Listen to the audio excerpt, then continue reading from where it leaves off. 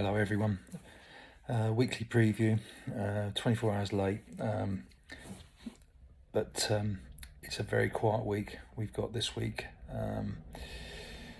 Starting with Wednesday today, the 27th of July, there is a Watford Wednesday with 1500 metres going on, details at open track.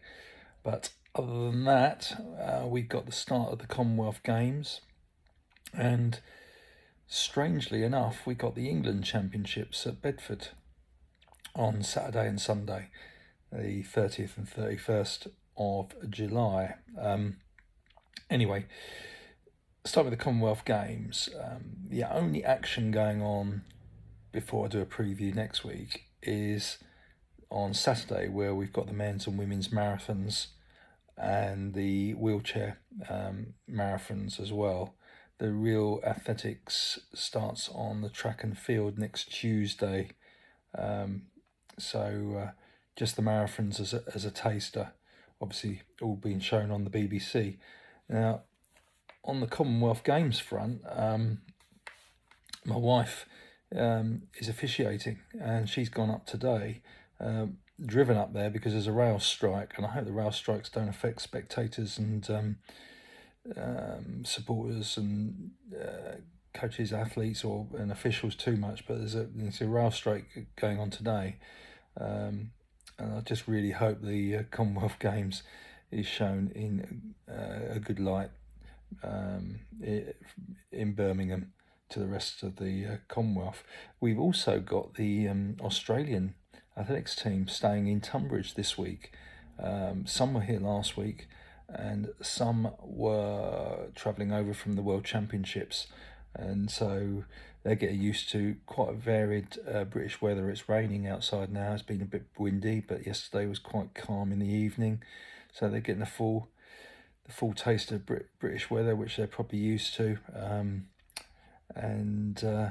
getting ready for what they could be thrown at them at the Commonwealth Games. We're also, one or two of the group that I work with might be helping out the Australian women's 1500 metre champion, who didn't actually go to the World Championships. That's Abby Caldwell.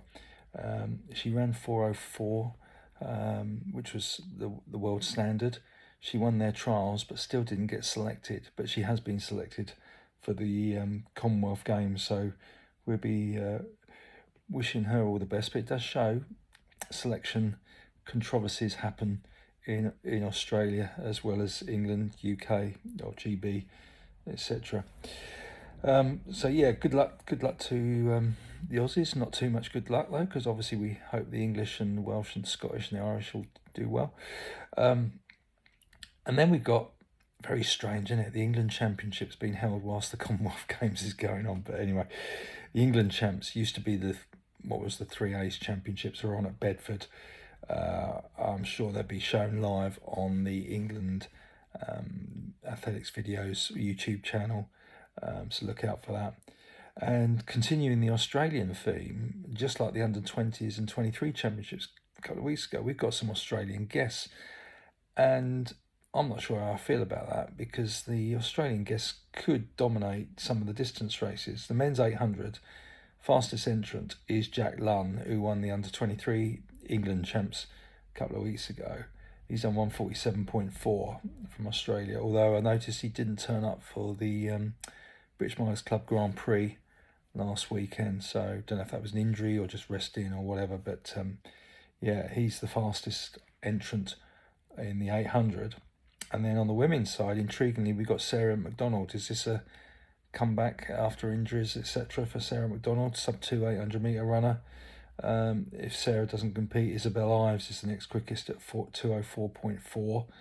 1500, again, Australians at the top of the listing, with Matthew Hussey at 3:40.7 and Jayla Hancock Cameron at 4:11.93, the Aussies, in the men's and the women's.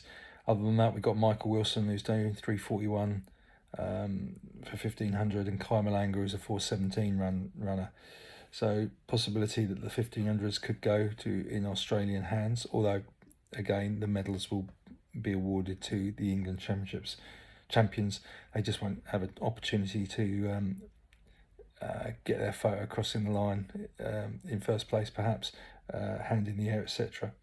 Similarly, the men's 5,000, the standout in terms of times is Isaac Hayne of Australia, who's done 13:30, with a bunch of Brits in there as well. Kate Holt's the fastest of the women at 15:48. I know the weather conditions could be pretty warm at the weekend, not as warm as we've had it, but mid to high 20s, so that could affect things there. And then in the steeplechase, we've got on the men's side only 4 entries in the men's side. Sam Costley being the quickest at 9:00.7. And then on the women's, we've got Maisie Grice, who's the quickest entrant at 10:04.91. So that's about it for this week. Plenty of other action going on the rows and track meetings, etc. But they're the standout meets, the Commonwealth Games Marathon and the England champs at Bedford. So a bit more going on next week, and as we get into August, I expect. Hope you're all well.